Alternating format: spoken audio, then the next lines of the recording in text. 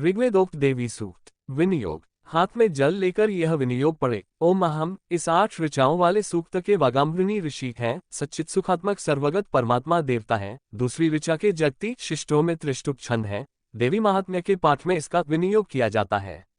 ये पढ़कर हाथ का जल दुर्गा जी के सानिध्य में रख दें।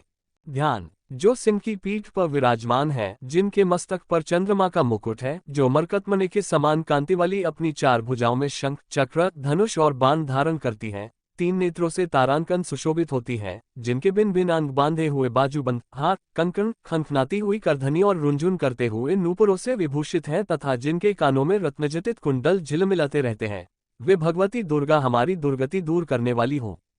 महर्षि अम्भृण की कन्या का नाम वाक था। वह बड़ी ब्रह्मज्ञानिनी थी। उसने देवी के साथ अभिन्नता प्राप्त कर ली थी। उसी के ये गार है, मैं सच्चिदानंदमयी सर्वात्मा देवी रुद्र, वसु, आदित्य तथा विश्वदेव गुणों के रूप में विचरती हूँ। मैं ही मित्र और वरुण दोनों को, इंद्र और अग्नि को तथा दोनों अश्विनी कुमारों को धारण करती हूँ।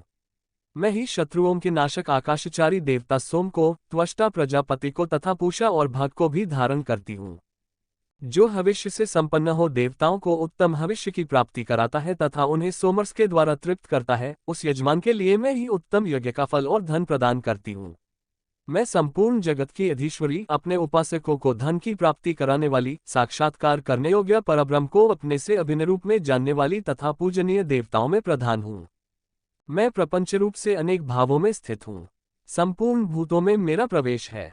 अनेक स्थानों में रहने वाले देवता जहाँ कहीं जो कुछ भी करते हैं, वह सब मेरे लिए करते हैं। जो अन्न खाता है, वह मेरी शक्ति से ही खाता है, क्योंकि मैं ही भोक्तृ शक्ति हूँ।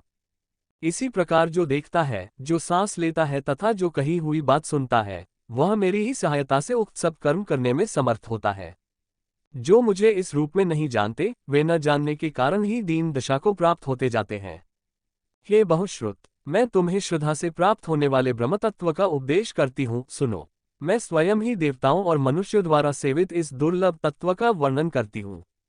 मैं जिस जिस पुरुष की रक्षा करना चाहती हूँ, उसको सबकी अपेक्षा अधिक शक्तिशाली बना देती हूँ। उसी को सृष्टिकर्ता ब्रह्मा, परोक्ष ज्ञान संपन्न ऋषि तथा उत्तम मेधा शक्ति से युक्त बनाती हूँ।